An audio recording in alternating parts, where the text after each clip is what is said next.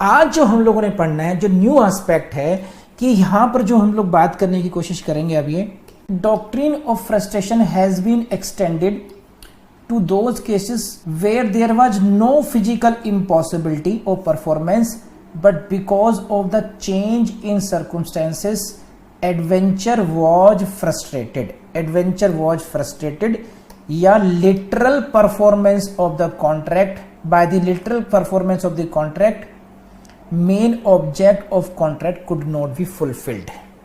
I'll explain you. तो doctrine of frustration पहले उन केसेस में अप्लाई की गई जहां पर फिजिकली इम्पॉसिबल था करना। कैसे कि आपने एक म्यूजिक हॉल को, टेलर वर्सेस केडवेल के केस में, कि आपने एक म्यूजिक हॉल को हायर किया, उसमें आग लग गई, तो जो म्यूजिक हॉल जिसने आपको दिया है रेंट पर, अब उसके लिए उस कॉन्ट्रैक्ट को परफॉर्म करना फिजिकली इम्पॉसिबल हो गया। कोई एक्टर है आपकी फिल्म में काम करना चाहता था, वो मर गया या इतना बीमार हो गया कि एक्टिंग कर ही नहीं सकता, तो ये एक फिजिकली इम्पॉसिबल वाली बात हो गई। तो एक कैटेगरी तो वहां पर हुई डॉक्ट्रिन ऑफ फ्रस्ट्रेशन की कि जहां पर फिजिकली इम्पॉसिबल था कॉन्ट्रैक्ट को परफॉर्म करना।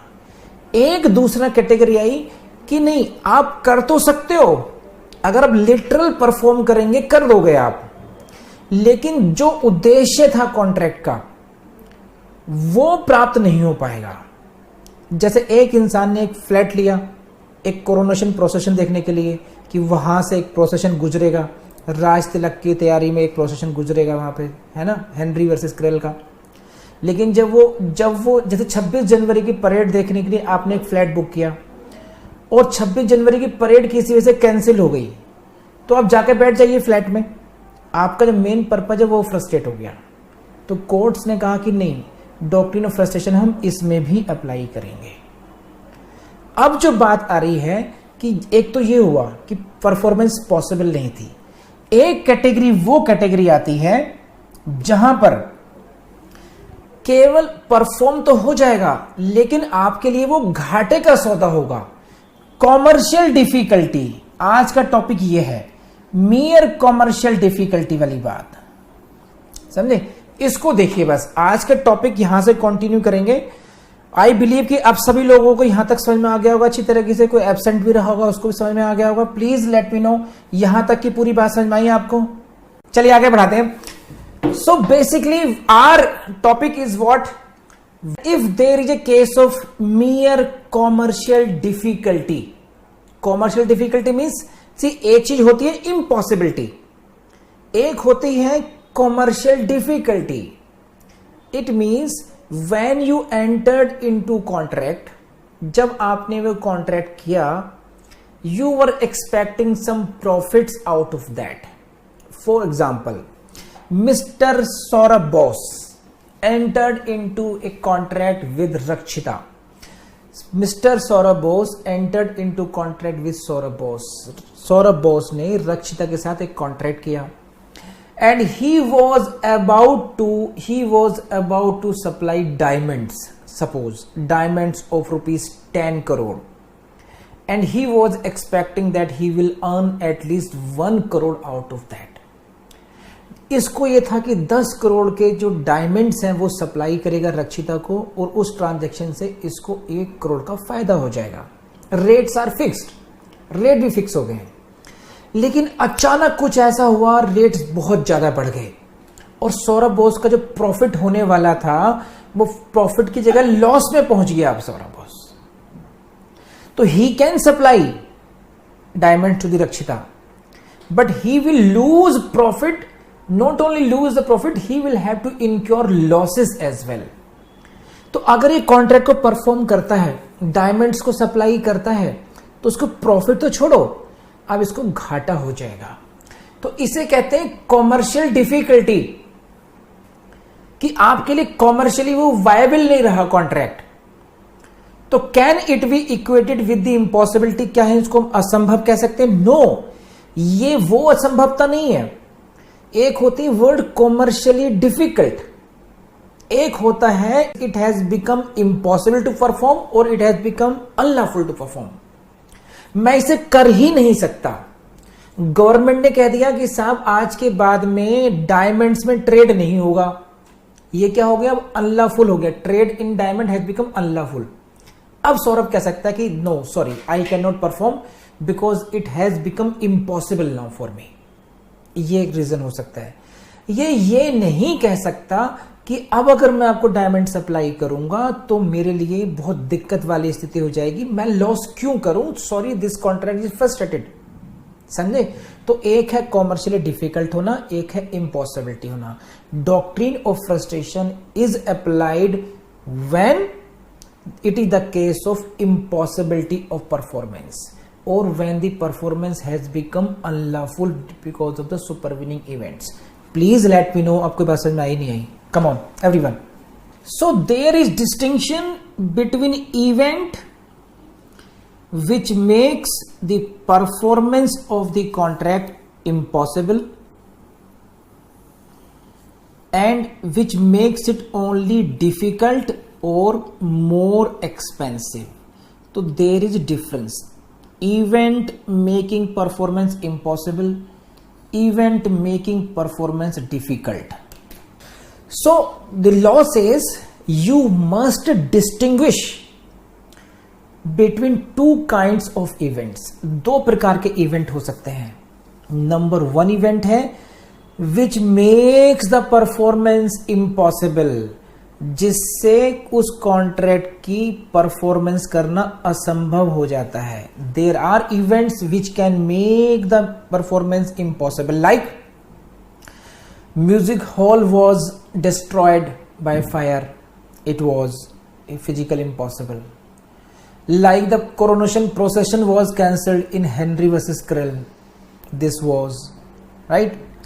देर was no dung available to be collected by the plaintiff, that was defendant in the case, that was the case of event making performance impossible. Got it? लेकिन कुछ events ऐसे होते हैं वो impossible नहीं है।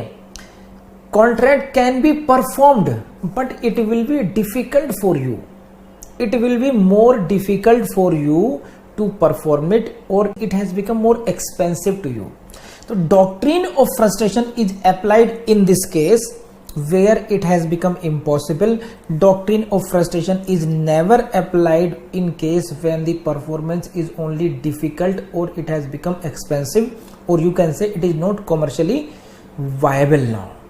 तो this is the case। अब इनको समझने के लिए आपको क्या करना पड़ेगा?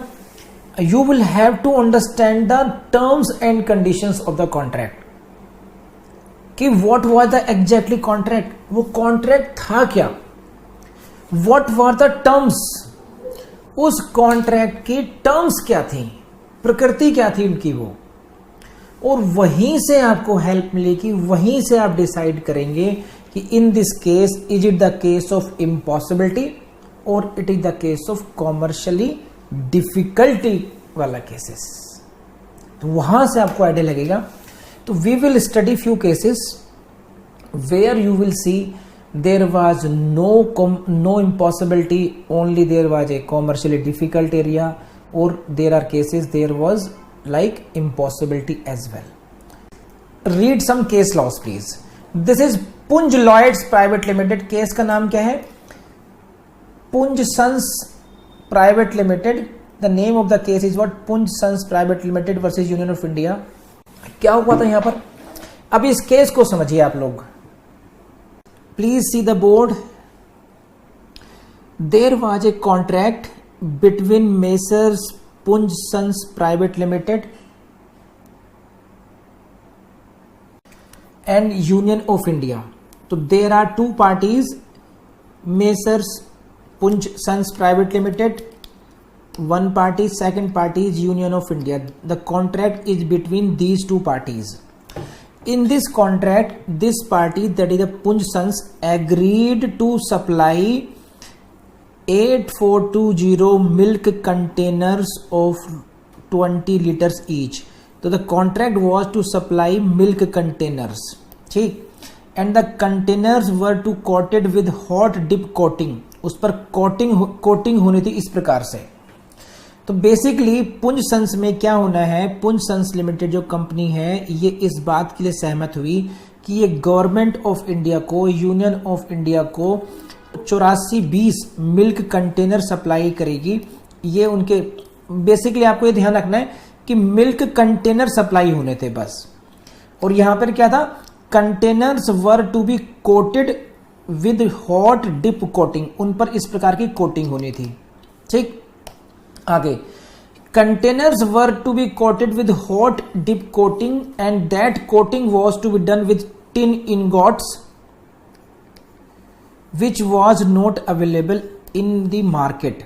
The supply of tin ingots could be obtained by the promisers on the release of the quota from Director General of Supplies and Disposals. तो I read it to you, now I explain it. अब समझिए case क्या है। एक company है, उसका नाम है Punj sons private limited. The company is what? Punj Sons Private Limited, and this company has agreed to supply milk containers to the Union of India.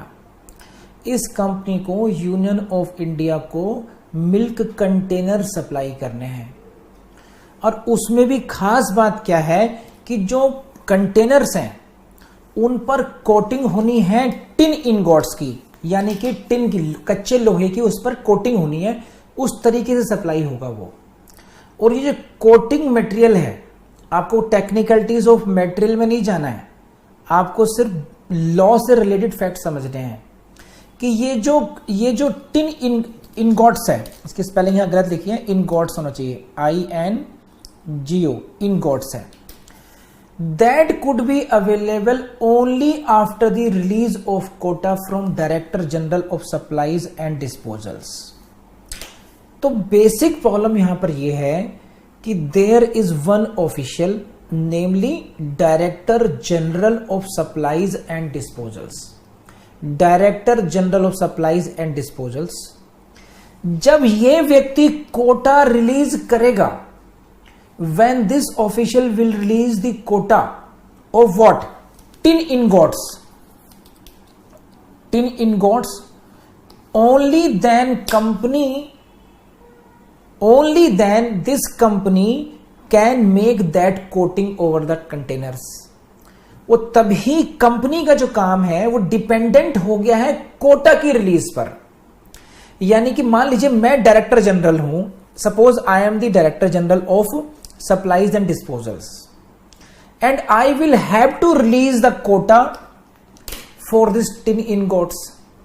जब मैं टिन इनगॉट्स को सप्लाई करने का ऑर्डर दूंगा तभी आपकी कंपनी को यह मिलेगा, और only then you can use that material for the coating of your milk containers. तो अगर मैं वो कोटा रिलीज नहीं करता हूं, if I don't release that quota, you can not do coating over your milk containers.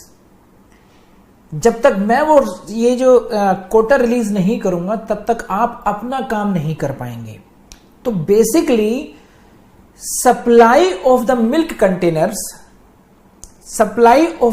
Containers depended upon the release of quota by the director general. This is what, director general के अगर Kota supply करेगा तभी company आगे अपना काम function कर पाएगी। इसमें प्लीज लेट मी नो यहां तक के फैक्ट समझ में आपको आए नहीं आए, ताकि मैं आगे बढ़ूं उसके फैक्ट्स में। ये वाले फैक्ट समझ में आए आपको? Did you get it or not? Now in spite of reasonable efforts on the part of promisors, quota was not released, and without any fault on their part they were not able to perform their contract. So quota was not released by the concerned officer. Company made reasonable efforts as well कि जनाब please Kota release कर दो। Director general no, not at all. तो here in this case there was no fault of the company. Had this officer, Director General of Supplies and Disposal, released the quota, the company would have been able to perform their contract. अगर director general ने अपना काम कर दिया होता, Kota release कर दिया होता, तो ये पुंज कंपनी आगे अपने कॉन्ट्रैक्ट को परफॉर्म कर पाती, जबकि ऐसा हुआ नहीं। इस केस में कोई फॉल्ट नहीं है कंपनी का, इसलिए कहा गया कि contract in this case had become impossible of being performed and thus void. इसके this was the case of impossibility of perform. The company Punj private limited could not perform because of the director general order. There was no fault of the company itself. तो this was the case of impossibility of performance. तो जो इस case के facts हैं, जो nature of terms of contract हैं, those that reveals that this contract comes into the category when the performance was impossible for reasons beyond the control of the promisor. ये वो category हो गई जहां पर बिना किसी दोष के कंपनी विफल हो चुकी, उसके लिए परफॉर्म करना कॉन्ट्रैक्ट को इम्पॉसिबल, असंभव हो चुका था. इसलिए कॉन्ट्रैक्ट क्या हुआ? This contract becomes void. अब इसको मत भूलना, क्योंकि आने वाली क्लास में आपको बड़ा जरूरत पड़ेगी इस टर्म की. दिस इज, अब ये मतलब समझ में आएगा आपको. This is para second of section 56. Please see this. This was an act. Contract was to do an act, right? The contract was to supply the milk containers which became impossible after the contract is made. Which becomes impossible कब? After the contract is made. Therefore contract becomes void. ध्यान रखना. तो इस case में became impossible for the Punj Private Limited to supply the milk container. We can say the act became impossible of being performed. हम ये कह सकते हैं कि उस कार्य को करना अब impossible हो चुका था. तो ऐसा कॉन्ट्रैक्ट, ऐसी संविदा, this contract becomes void. ऐसी संविदा शून्य हो जाती है. हो जाती मतलब जो पहले नहीं थी अब हो गई. ऐसे कह सकते हैं आप. जैसे आकांक्षा संगल है ना. आकांक्षा संगल की मम्मी बैठी है अपनी पड़ोसन के साथ में, और कह रही है हमारी अच्छी खासी लड़की थी, हंसती खेलती रहती थी, जब से इसने जुडिशरी की तैयारी शुरू करी है पागल हो गई. पता नहीं क्या हो गया इसको, पागल हो गई. इसका मतलब क्या है? पागल पहले नहीं थी. She has become mad means she was not mad earlier, later on she has become mad. You got it? The contract was valid. Now it has become void later on. So this is the situation in this case. I believe you are getting this. हाँ है ना? सही है. सब लोग खुश हो जाते हैं. हम लोग इसको भी, क्योंकि we are going to study section 65. तो मैं आपको इन शब्दों को, I don't want कि you should forget it. बढ़े अब. चलिए साहब, वॉइड हो गया.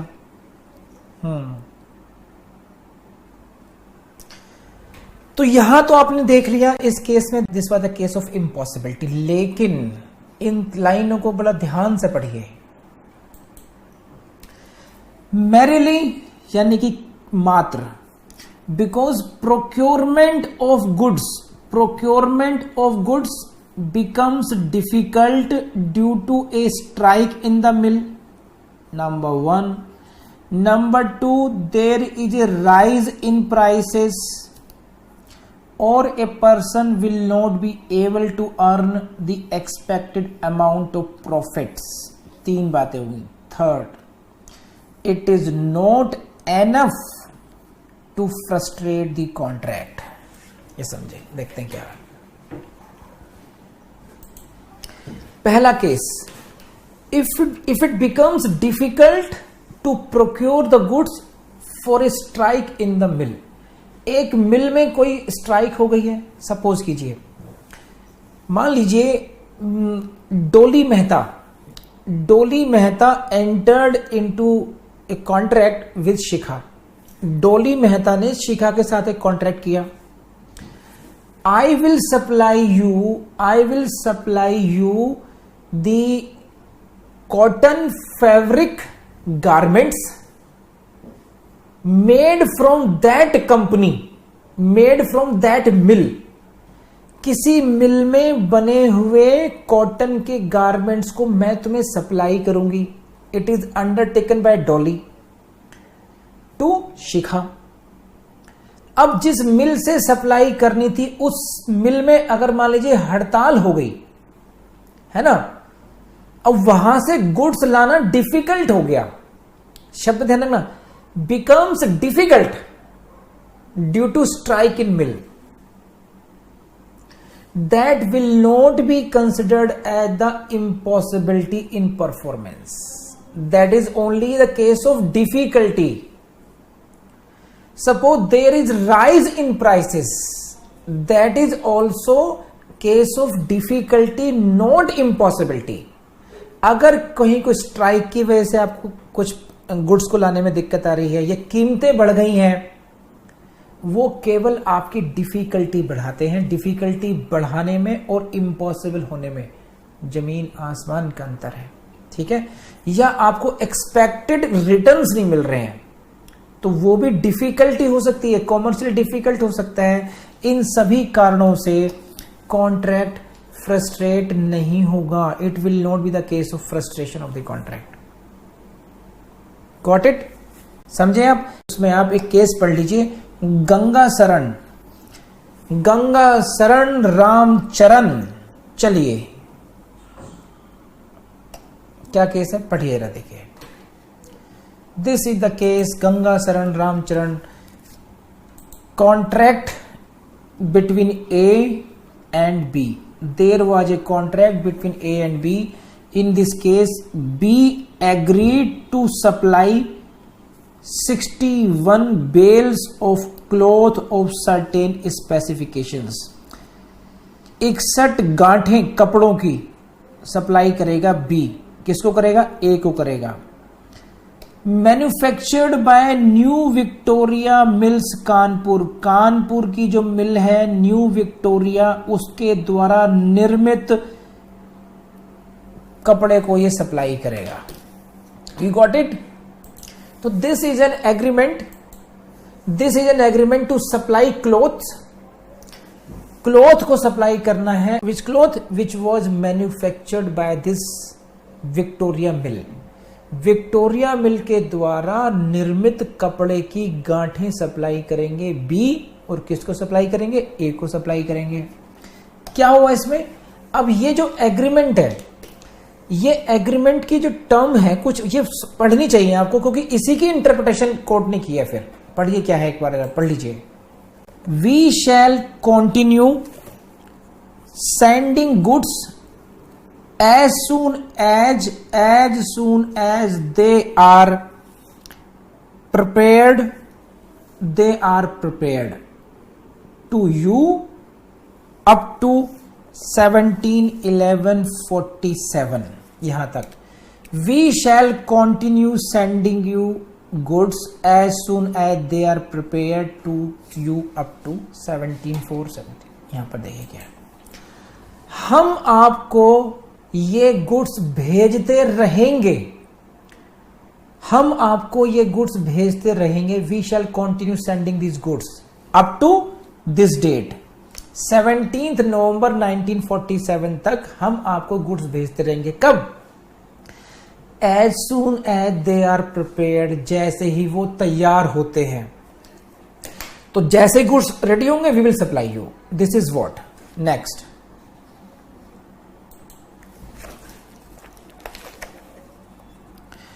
We shall go on supplying to you goods of the Victoria mills as soon as they are supplied to us by the said mills. हम आपको ये प्रोडक्ट तुरंत भेजते रहेंगे जैसे ही हमें मिल ने सप्लाई किया. तो जैसे ही मिल हमें सप्लाई करेगी हम आपको आगे माल भेजते रहेंगे. मिल ने हमें सप्लाई किया, जैसे ही वो तैयार हुआ हम आपको भेजते रहेंगे. सही है. ये टर्म ध्यान रखना, as soon as they are supplied by the said mill, यानी विक्टोरिया मिल ने जैसे ही हमें माल सप्लाई किया, जैसे ही वो तैयार हुआ, हम आपको माल भेजते रहेंगे इस डेट तक। ये हुआ सप्लाई का, बी ने सप्लाई करनी थी, ए को करनी थी। Got it? चलिए अब बढ़िए आगे क्या कहा हुआ।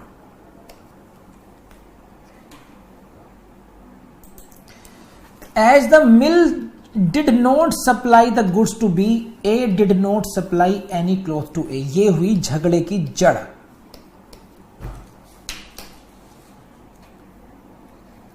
समझे?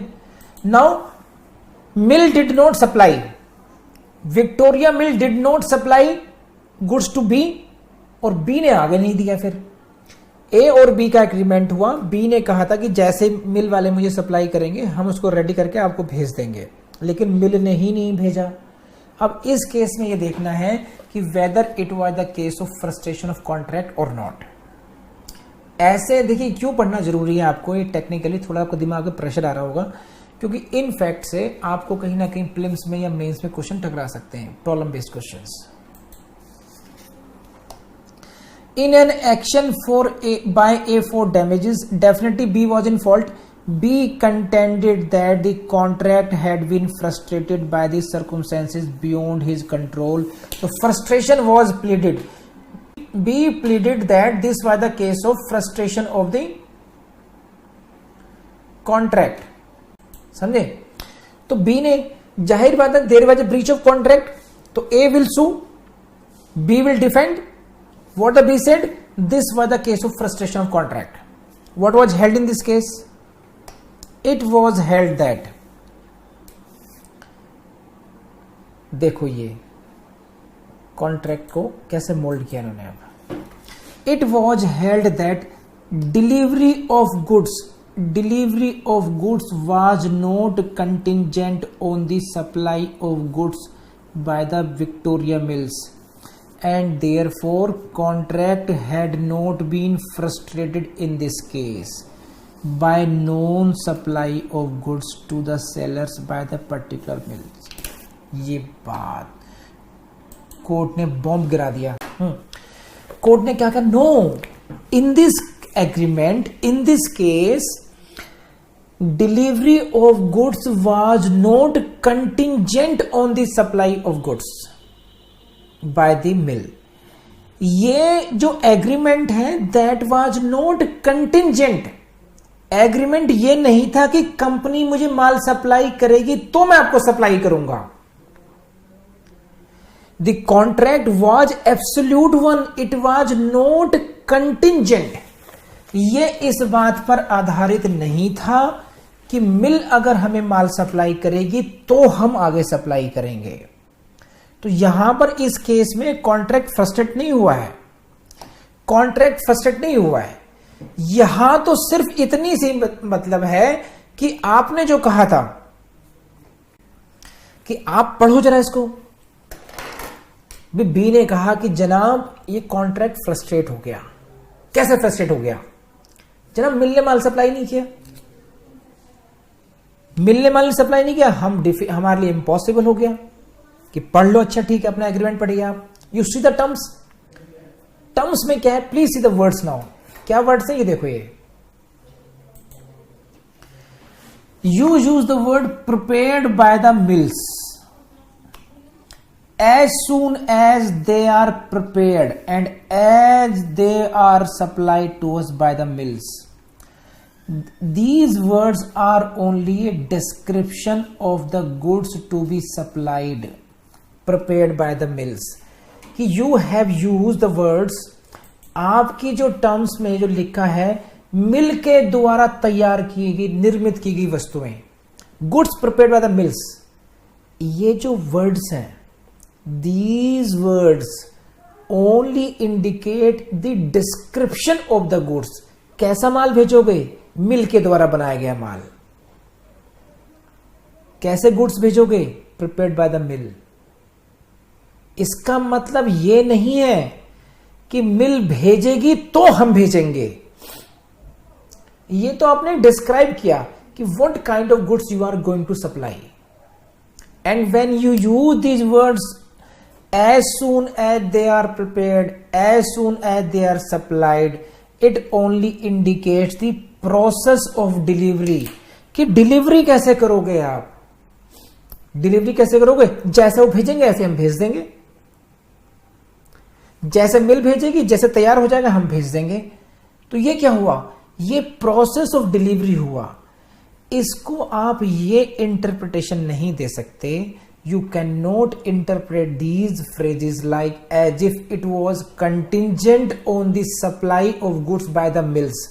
ये इसकी व्याख्या आप ऐसे नहीं कर सकते हैं कि पहले मिल सप्लाई करेगी तभी हम सप्लाई करेंगे. ये कंडीशनल नहीं था.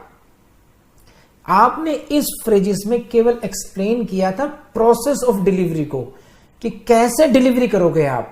माल आएगा हम तैयार करेंगे भेज देंगे आपको. क्या माल भेजेंगे, मिल का माल भेजेंगे. आपने ये नहीं कहा था कि मिल ने अगर माल नहीं भेजा तो हम नहीं भेज पाएंगे. ऐसी बात नहीं हुई थी.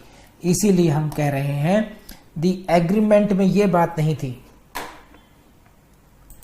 The agreement does not seem to us to convey the meaning that delivery of goods was made contingent. Delivery of goods was not contingent on their being supplied by the respondent firm by the Victoria Mills.